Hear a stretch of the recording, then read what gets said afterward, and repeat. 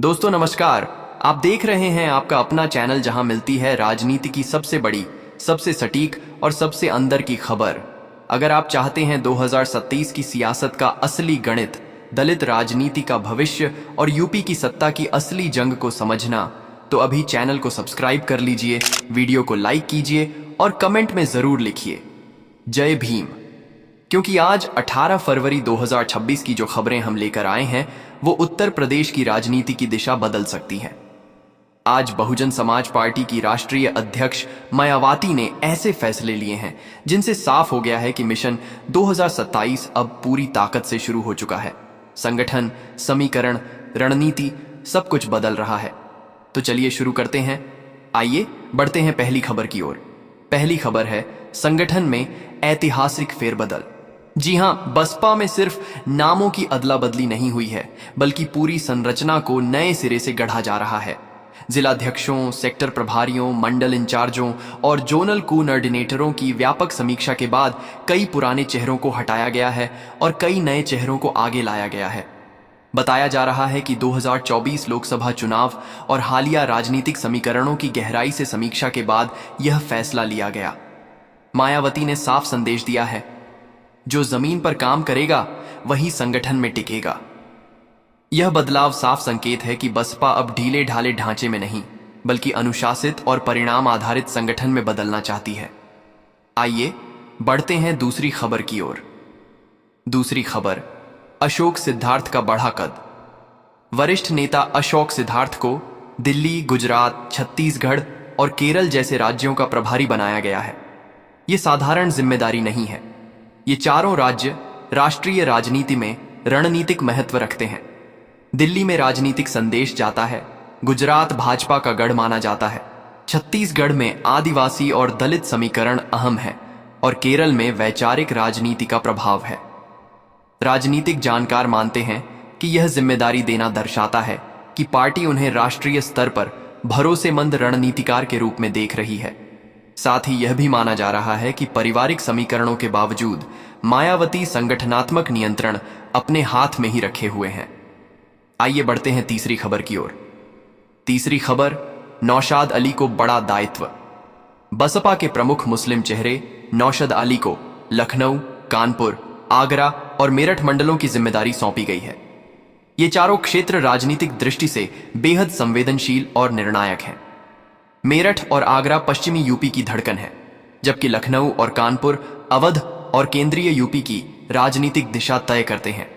इस नियुक्ति से साफ है कि बसपा 2027 में मुस्लिम मतदाताओं को फिर से अपने साथ जोड़ने के लिए गंभीर रणनीति बना रही है। सूत्रों का कहना है कि बूथ स्तर पर विशेष मुस्लिम संपर्क अभियान शुरू करने की तैयारी है। आइए बढ़ते हैं चौथी खबर की ओर। चौथी खबर, दलित मुस्लिम गठबंधन को फिर से जीवित करने की कोशिश। 2007 की ऐतिहासिक जीत के बाद बसपा का सामाजिक समीकरण कई बार बदला, लेकिन अब एक बार फिर पार्टी बहुजन प्लस अल्पसंख्यक फॉर्मूले पर जोर दे रही है। राजनीतिक विश्लेषकों का कहना है कि यदि दलित और मुस्लिम वोट बैंक का ठोस ध्रुवीकरण बसपा के पक्ष में हुआ तो यूपी की राजनीति में बड़ा उलटफेर हो सकता है। मायावती का यह दांव सीधे तौर पर भाजपा और सपा दोनों को चुनौती देता है। यह सिर्फ संगठनात्मक बदलाव नहीं, बल्कि सामाजिक पुनर्संरचना का संकेत है। आइए बढ़ते हैं पांचवीं खबर की ओर। पांचवीं खबर, मिशन 2027 की औपचारिक शुरुआत। बसपा ने साफ निर्देश जारी किया है कि हर विधानसभा क्षेत्र में बूथ स्तर तक कमेटियों का पुनर्गठन किया जाए। खास बात यह है कि 50% प्रतिनिधित्व युवाओं को देने का लक्ष्य रखा गया है। इसका मतलब है कि पार्टी अब युवा नेतृत्व को आगे लाकर नई ऊर्जा भरना चाहती है। हर जिले में युवा सम्मेलन और डिजिटल अभियान चलाने की योजना बनाई जा रही है। यह सीधे तौर पर उन दलों को जवाब है जो बसपा को पुरानी शैली की पार्टी कहकर आलोचना करते थे। आइए बढ़ते हैं छठी खबर की ओर। छठी खबर, अन्य राज्यों में विस्तार की रणनीति। पूर्व सांसद गिरीश चंद्रा को उत्तराखंड की जिम्मेदारी, राजाराम को मध्य प्रदेश और सुमृत सिंह को राजस्थान का प्रभारी बनाया गया है। यह साफ करता है कि बसपा सिर्फ यूपी तक सीमित नहीं रहना चाहती।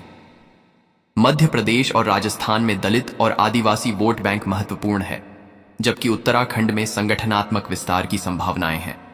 पार्टी धीरे धीरे राष्ट्रीय विकल्प के रूप में खुद को पुनर्स्थापित करने की कोशिश कर रही है।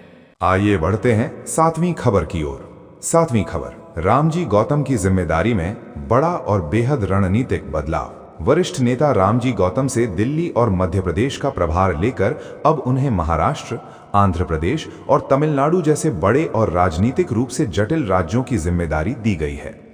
ये सिर्फ एक साधारण प्रशासनिक फेरबदल नहीं माना जा रहा, बल्कि इसे बसपा की दक्षिण और पश्चिम विस्तार नीति का संकेत बताया जा रहा है।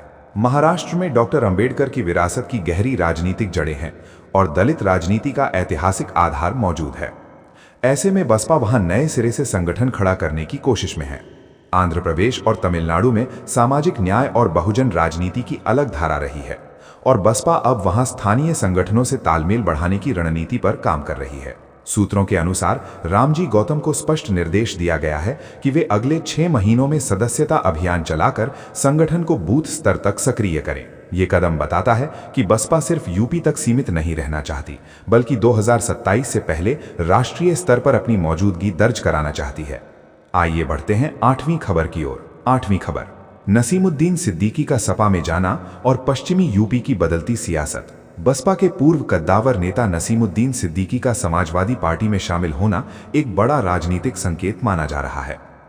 पश्चिमी उत्तर प्रदेश में उनका प्रभाव खास तौर पर मुस्लिम समाज के बीच देखा जाता रहा है। उनके सपा में जाने के बाद बसपा के सामने चुनौती खड़ी हो गई है कि वो अपने पारंपरिक वोट बैंक को कैसे एकजुट रखे। लेकिन पार्टी सूत्रों का कहना है कि मायावती इस घटनाक्रम को चुनौती नहीं बल्कि अवसर के रूप में देख रही हैं। पश्चिमी यूपी में नए मुस्लिम और दलित नेतृत्व को उभारने की योजना तैयार की जा रही है। कई जिलों में पुराने पदाधिकारियों को हटाकर नई टीम बनाई जा रही है ताकि संगठन में ताजगी आए। माना जा रहा है कि आने वाले महीनों में पश्चिमी यूपी में बसपा का विशेष संपर्क अभियान शुरू हो सकता है, जिसमें पंचायत स्तर तक बैठकें की जाएंगी।